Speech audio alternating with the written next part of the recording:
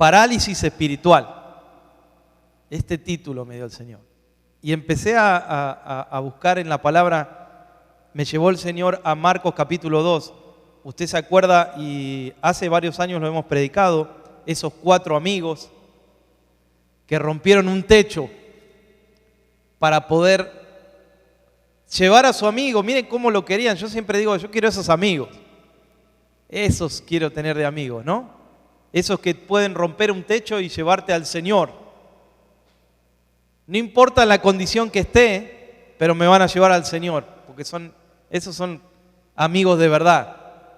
Pero una parálisis es una enfermedad que impide la normal movilidad del cuerpo. En algún aspecto afecta a los músculos o el sistema neurológico, dicen los médicos, y aún los huesos, que puede ser parcial o total. Pero como hay parálisis también en el cuerpo, yo creo que hay parálisis también espiritual y emocional también, ¿no? En esas dos áreas. Y Marcos capítulo 2, versículos 1 al 12 dice que entró Jesús otra vez a Capernaum después de algunos días y se oyó que estaba en casa. Inmediatamente se juntaron muchos, de manera que ya no cabían ni aún a la puerta, y les predicaba la palabra al Señor. Entonces vinieron a él unos trayendo un paralítico que era cargado por 4. Y como no podían acercarse a él a causa de la multitud, descubrieron el techo, abrieron el techo donde él estaba. Y haciendo una abertura, bajaron el lecho en que yacía el paralítico. Versículo 5, al ver Jesús la fe de ellos, dijo al paralítico: hijo, tus pecados te son perdonados. Pero estaban también allí sentados algunos escribas, de los cuales cavilaban. Ahí están los hermanos de José, miren. Cavilaban en sus corazones y decían: ¿por qué habla así este? Blasfemia dice. ¿Quién puede perdonar pecados sino solo Dios? Conociendo luego Jesús en su espíritu que cavilaban de esta manera dentro de sí mismo, dijo: ¿por qué caviláis así en vuestros corazones? ¿Qué es más fácil decirle al paralítico: tus pecados te son perdonados? O levántate, toma tu lecho y anda. Pues para que sepáis que el Hijo del Hombre tiene potestad en la tierra para perdonar pecados, dijo al paralítico: a ti te digo, levántate, toma tu lecho y vete a tu casa.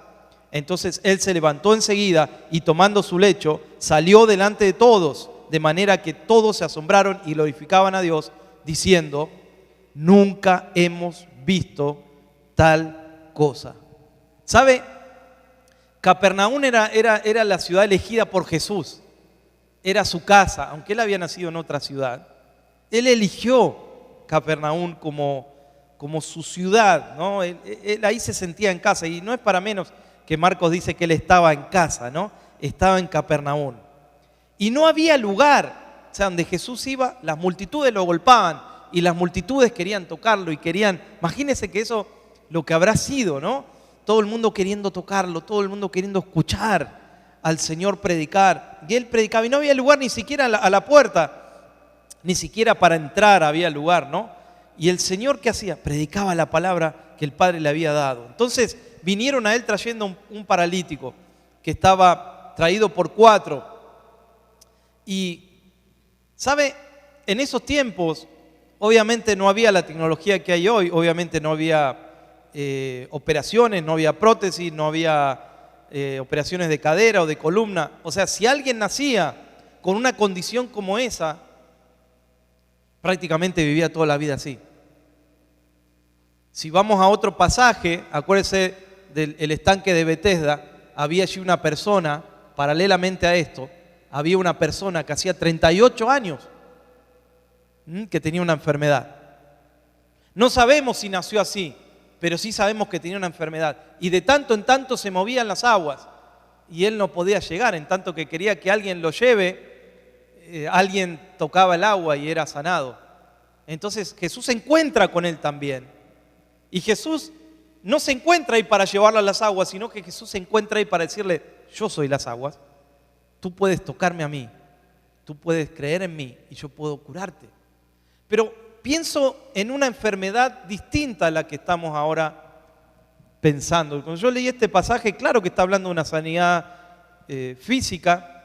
Claro que el estanque de Betesda también nos habla de una sanidad física, pero hay otra sanidad que también Dios hace, que es la sanidad que pasa muchas veces por aquí adentro, por el corazón. Hay muchas personas que están enfermas, pero no por un problema físico, más bien por un problema emocional, por un problema interior. Recuerde que Jesús también prometió que Él venía a sanar a los quebrantados de corazón. Y estamos hablando de una sanidad, pero no de una sanidad física, sino de una sanidad interna, en el corazón. Hay muchas enfermedades que surgen, enfermedades físicas, ¿no? Que surgen de una enfermedad del corazón, de un dolor emocional, de un trauma quizás. Y hay muchas personas que van a la emergencia y dicen, me duele aquí, parece que estoy teniendo un paro cardíaco, y le hacen todos los chequeos y dicen, no, usted no tiene nada. Me acuerdo de una vez de alguien que dijo, pastor, estoy frustrada porque fui a la emergencia, me hicieron un ecocardiograma, me hicieron todo. Y hermana, ¿qué pasó? No, me dijeron que no tengo nada. Y bueno, gloria a Dios. Gloria a Dios que no tenés nada. ¿Qué querés, tener algo? No, pero pastor, quiero explicarle. Tengo los síntomas, pero no tengo nada a nivel físico. Ahí está. Tengo los síntomas. Parece que me ahogo, parece que me sofoco, parece que me está agarrando esto, pienso que me voy a morir. Y cuando me hacen los chequeos, no tengo nada. Yo creo que hay una sanidad de sanidades. ¿Sabe cuál es la primera sanidad de sanidades? Que Dios salva tu alma. Jesús vino primeramente, usted enfóquese en esto, Él vino primeramente a salvarnos. Él vino primeramente a salvar al hombre que estaba perdido, a la mujer que estaba fuera de los planes del Señor. Pero lo segundo que yo sé que el Señor hace es sanar el corazón. Y claro que también sana el cuerpo, claro que sana enfermedades el Señor. En tiempo de Jesús no había esa tecnología, no. Y sabe que él, que nacía así, prácticamente dependía de otras personas, y muchos se sentían obviamente una carga porque sabían que no iban a vivir toda la vida así. Bartimeo, por ejemplo, necesitaba que alguien lo lleve, como dijimos en el estanque de Betesda. Este hombre, destinado a vivir así el resto de su vida, pero como dije, encontramos aquí a 4 amigos que estaban dispuestos a hacer lo que sea. Y así se encuentran muchos hoy en día, yendo de congregación en congregación, buscando. Otros necesitan que sean llevados, y pasan los años y todavía necesitan que estén ahí diciéndole, vamos, tenés que ir, vamos, levántate, tenés que ir a la iglesia, vamos, tenés que orar, vamos, tenés que leer la Biblia. Por algún motivo quedaron espiritualmente así, paralizados, como este hombre. Y necesitas ser llevado a Jesús, necesitas ir al Señor. Muchos padres que he conocido que se la pasan toda la vida orando por algún hijo y están toda la vida, 20, 30, 40 años orando por esa persona. Qué bueno que oren, ¿no? Pero digo, ¿cuándo llega el día que se entregue al Señor, no? Otros esposos o esposas que están clamando y orando por años no ven un cambio. ¿Por qué, Señor, pasa esto? Me pregunté. Y el Señor me dijo, porque no se dejan sanar por mí. No se han dejado sanar. Se han acercado, han curioseado, han mirado de lejos el Evangelio. Han visto de lejos, pero no se han metido en las aguas. No se han dejado sanar. Y fíjate, este lecho de aflicción, ¿no? Dice que es un lecho, como una cama, un lugar de aflicción. Y este lecho simboliza algo que te ha dejado marcado en la vida.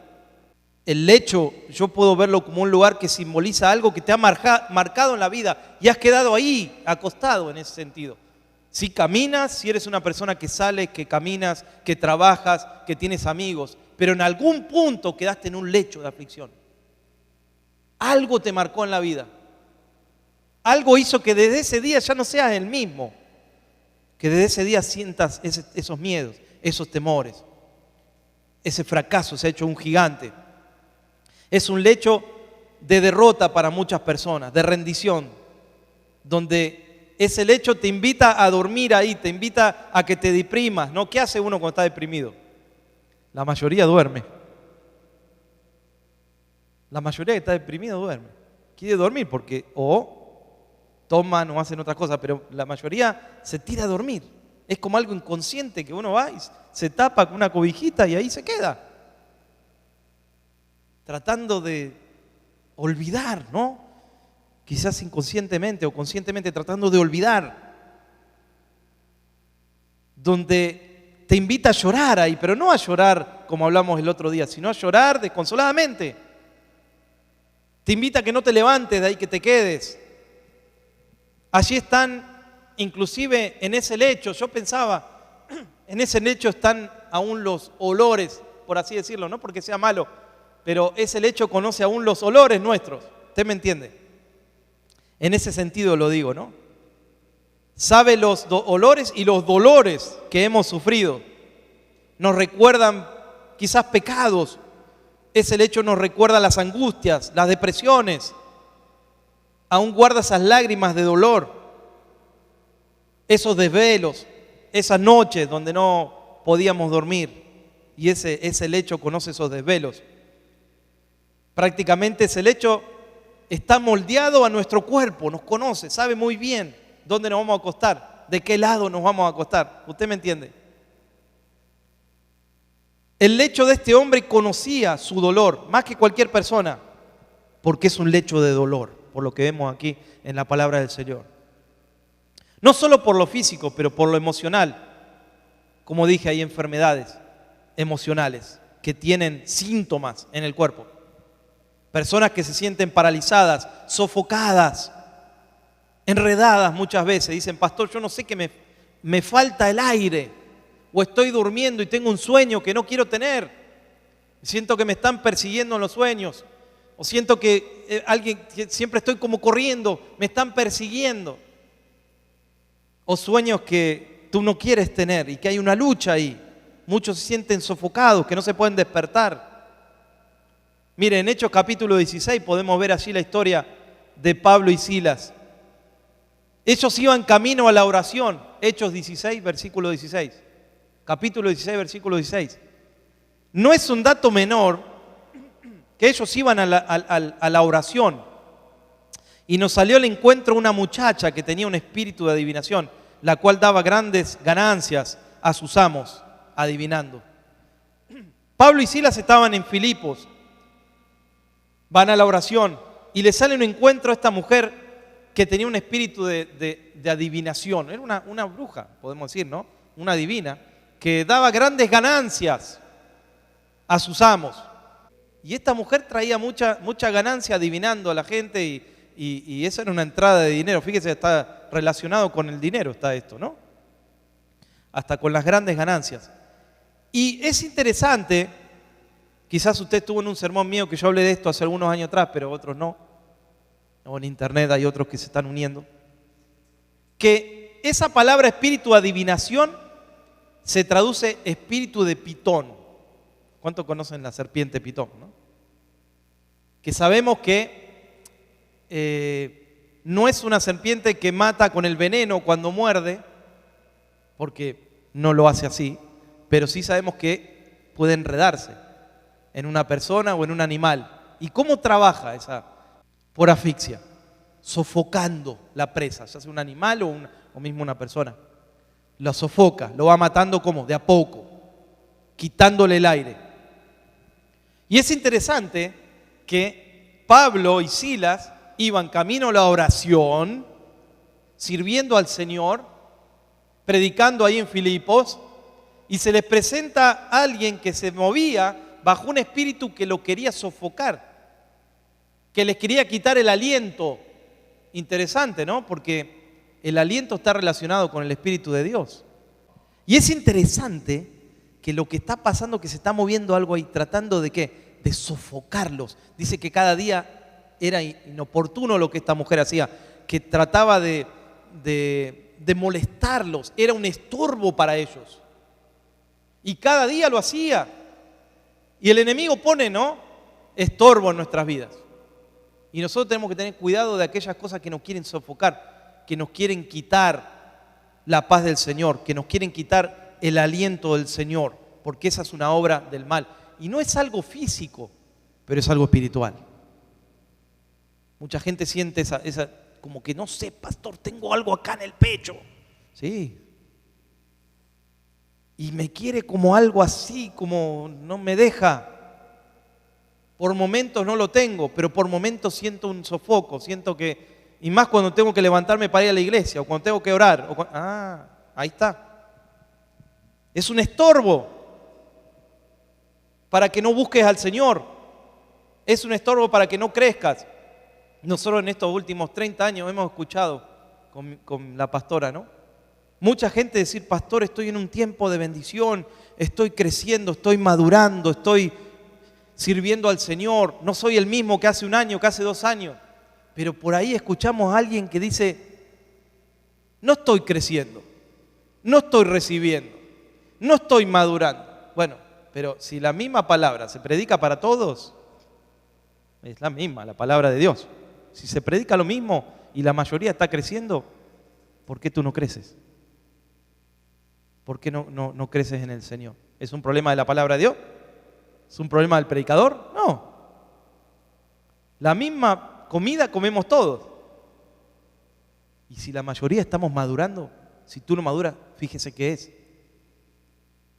Pero a veces no tenemos que mirar al predicador o a la palabra de Dios o a Dios. Tenemos que mirarnos a nosotros. ¿Qué es? Son aquellas cosas que están estorbando en mi vida y sacarlas y romper el techo.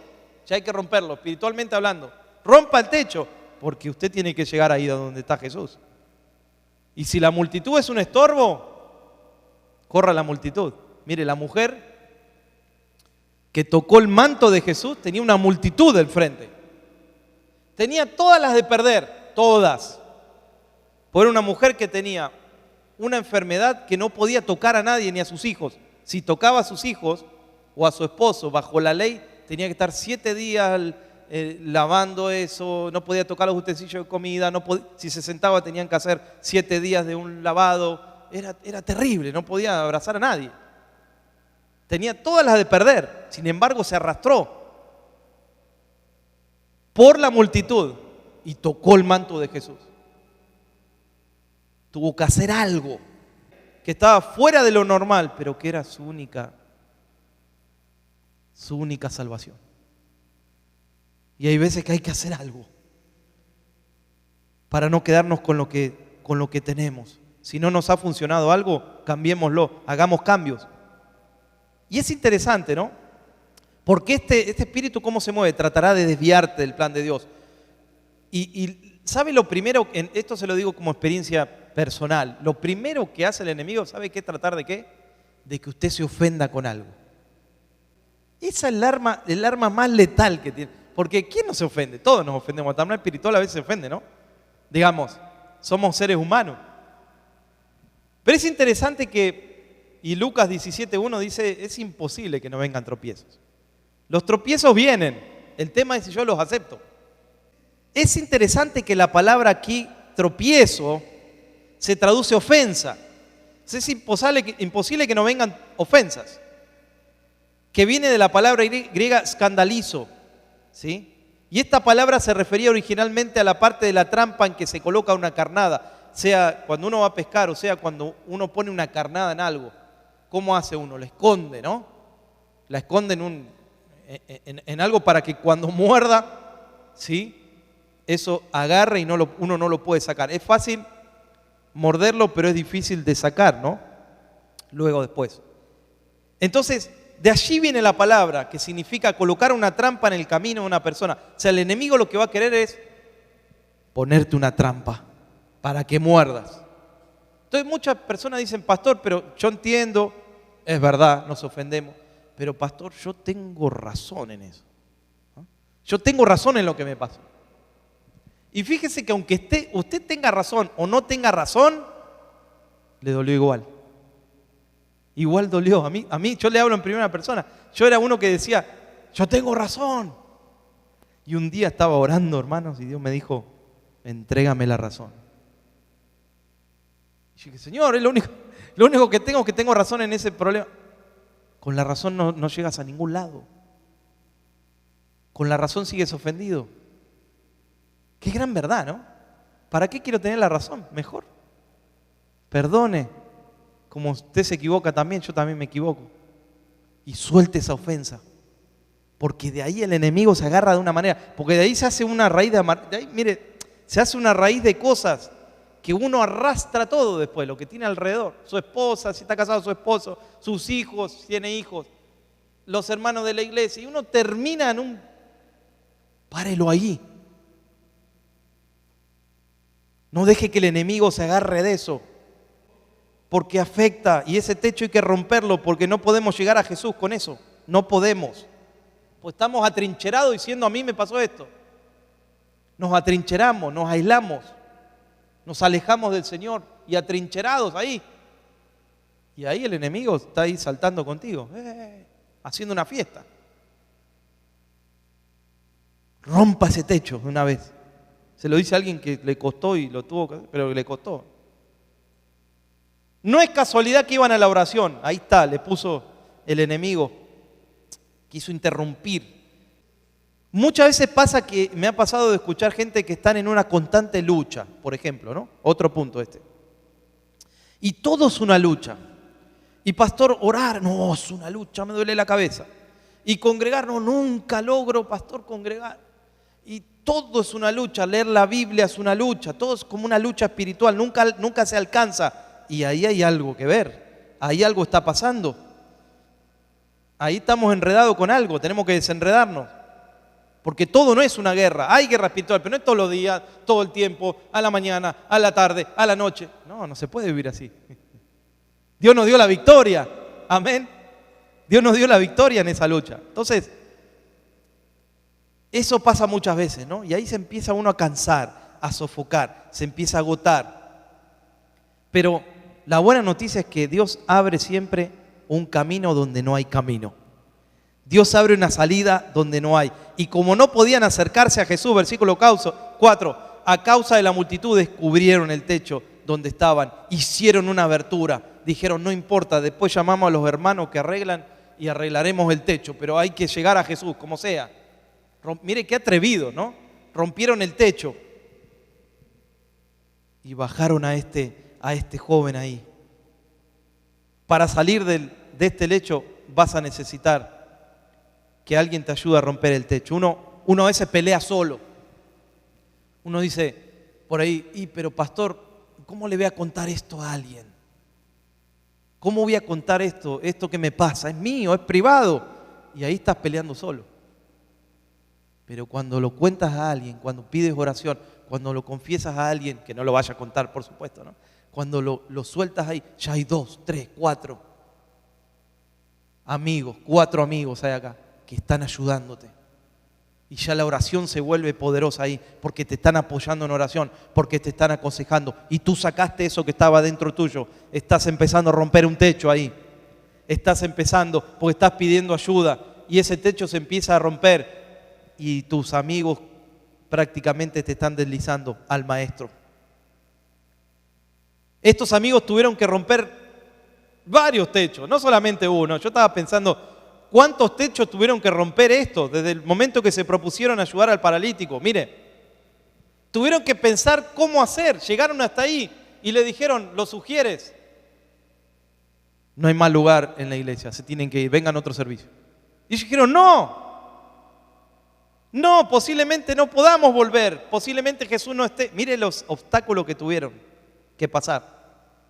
Tuvieron que pensar cómo hacerlo, tuvieron que cargar un peso, porque no era solamente, era que tenían que cargar a alguien. O sea, algo tuvieron que hacer, agarrarse ahí entre 4. Dijeron, vamos. No sabemos qué peso tenía ese hombre. Creemos que no tenía tanto peso, pero no lo sabemos. Algo tuvieron que cargar. Una fuerza extra tuvieron que hacer. Seguramente tuvieron que escuchar palabras negativas de su amigo primeramente. Un hombre así, que estaba destinado a vivir así, probablemente, yo me lo imagino, esto corre por cuenta mía, No, déjenme acá si yo nací así. Si no hay solución, nadie se curó nunca. ¿A dónde me van a llevar? déjeme acá tranquilo.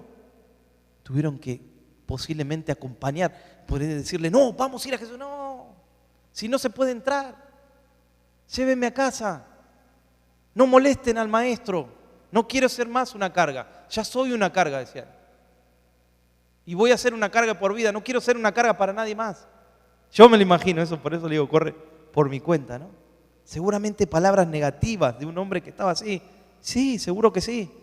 Cargaron un peso a cierta distancia. Todo el problema estaba circunscripto en su entorno. Todo eso representaba un problema interno. Y tienes que saber que las cosas del Señor no son fáciles como a veces creemos, sino que cuando te propones hacer algo para el Señor, van a haber obstáculos, como estamos hablando, ¿no? Y el versículo 5 dice, y al ver Jesús la fe de ellos, dijo al paralítico, tus pecados te son perdonados. Jesús estaba, primeramente, ¿qué sanidad le trajo? La sanidad que necesitaba él primeramente, ser perdonado. Ser perdonado de sus pecados es adentro donde miró Jesús primeramente. El problema esencial que tenemos los seres humanos, que es sanar aquí adentro la culpa y eso que separaba a este hombre del Padre, Jesús enfocó primero y le dijo, hijo, tus pecados te son perdonados. Entonces ahí vinieron los obstáculos, mire, ahí se levantaron, se siguieron levantando, no solo que rompieron el techo y dijeron, bueno, ahora lo bajamos y ya está, Jesús lo toca y se va a curar. No, ahí vinieron más obstáculos. Ahí vinieron más problemas, mire, y dice que ¿qué empezó allí? Los que estaban alrededor, los escribas, empezaron ¿qué? A resistir ahí al Señor, a resistir la sanidad. No se dieron cuenta, hermanos, que Jesús sanaba. ¿Cómo estaban cegados esos hombres que no se dieron cuenta que Jesús estaba sanando a alguien, que Jesús era Dios y es Dios, que estaba primeramente sanando y perdonando sus pecados, haciendo una sanidad en su corazón, en su vida? Personas comenzaron a enojarse y empezó la crítica, la condenación. Por esto aquí puse yo este punto, ¿no? Aquí en la iglesia nosotros no toleramos la murmuración y el chisme. Ya sé que en nuestro país el chisme es algo de todos los días y los programas de chisme son los más vistos. Pero nosotros aquí en la iglesia nos cuidamos. Jesús quería sanarlo, amén. Pero primero, lo más importante que era sanar su vida física, sanar su enfermedad o perdonar los pecados. Lo más importante era primero perdonar los pecados. Y ahí le dijeron de todo, pero el Señor dijo, ¿qué es más fácil? ¿Perdonar pecados o curar a este hombre? Y es más fácil perdonar pecados, ¿no? Porque a uno le dice, tus pecados son perdonados. Es fácil. Pero para que vean, dijo Jesús, que soy el Hijo de Dios. No solamente puedo perdonar pecados, dijo Jesús, pero también puedo sanar a este hombre. Y le dijo, levántate, toma tu lecho y vete a tu casa. Y ahí fue curado. Y se armó ahí un revuelo, hermanos, en esa casa. Imagínense. No solo Jesús tiene poder para perdonar, pero tiene poder para sanar, para dar vida. Para que alguien nazca de nuevo en el Señor, ¿no? Tiene poder para limpiar. Tiene poder para que podamos permanecer en su poder. Permanecemos en el Señor. Mira qué ejemplo nos dejaron estos amigos del paralítico. Fueron determinantes. O sea, me gusta esto. Porque no es que dijeron, bueno, no se puede entrar, no se puede. ¿Vio? ¿A usted le gusta? A mí no me gusta cuando me dicen no se puede hacer algo. Tengo algo con eso, se lo confieso. Mi esposa me conoce. Nos dijeron, no se puede conectar allí. Vino un ingeniero, y lo amamos al ingeniero, ¿no? Nos dijo, no se puede. Y yo dije, esa palabra no me gusta. Se tiene que poder. Y se pudo. Se pudo. No sé, le buscamos la vuelta. Investigamos. Conectamos otro equipo. En vez de este, pusimos este y este. No sé, pero se tiene que poder. No puede ser que en el Señor no se pueda. Y estos 4 fueron determinantes. Dijeron, se tiene que poder. Esos eran amigos míos.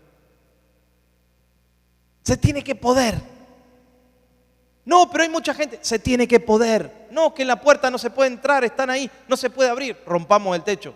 Se tiene que poder. No buscaron bendición para ellos, sino para un amigo en necesidad. Eso es lo segundo que veo. No buscaron ni dijeron esto es para mí, bueno, si él no puede que no entre, vamos nosotros. No, era para él. Y como buscaron bendición para él, Dios lo bendijo a ellos también. Tercero, hicieron cosas fuera de lo común. Y esto es lo que uno ve. Si vas a hacer lo mismo y no te funcionó, no sigas haciendo lo mismo. No te funciona.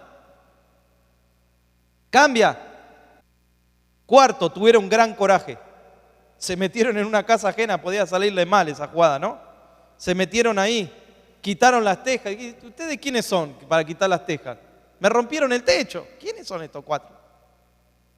¡Qué atrevidos! No se preocupe, después se lo arreglamos. No, pero me rompieron el techo, ¿sí? Es que hay que hacer algo. No le estoy llamando a romper las cosas, ¿eh? No me entiéndame bien, por favor, ¿no? No vaya a romper ahora, dice el pastor, nos manda. No. Lo quinto que veo, trabajaron en equipo, no es que uno dijo, yo tengo el poder para hacerlo. Yo soy el único que te puede llevar a Jesús. No, trabajaron en equipo. Mire, los cuatro estaban decididos a una sola cosa. Cada uno dio de sus fuerzas. Uno solo no podía cargarlo, pero cuatro sí. No importa cuán pesado era el paralítico, los cuatro pudieron. Fueron movidos por el amor de un amigo. Wow, ese es el motor que nos mueve, ¿no? A todo lo que sea, ¿no? A todo lo que hagamos para el Señor. Si no hay amor, nada somos. Y por último, ninguno tuvo temor de hacerlo, aun si les esperaba algún castigo. No tuvieron miedo a hacerlo. Se propusieron ir a Jesús y hasta que no llegaban ahí, por más que se presente un obstáculo, un problema, una situación, una puerta cerrada, dijeron tenemos que ir a Jesús. Y mire cómo el Señor permitió que de este acto que hicieron esos cuatro amigos, de por vida se predique esta parte de la palabra del Señor. Lo dejó el Señor, permitió que eso quede registrado para que nosotros, después de más de 2000 años, ahora estemos predicando sobre esto. Mire si Dios no tiene planes. ¿Cuántos se ponen en pie conmigo en esta mañana?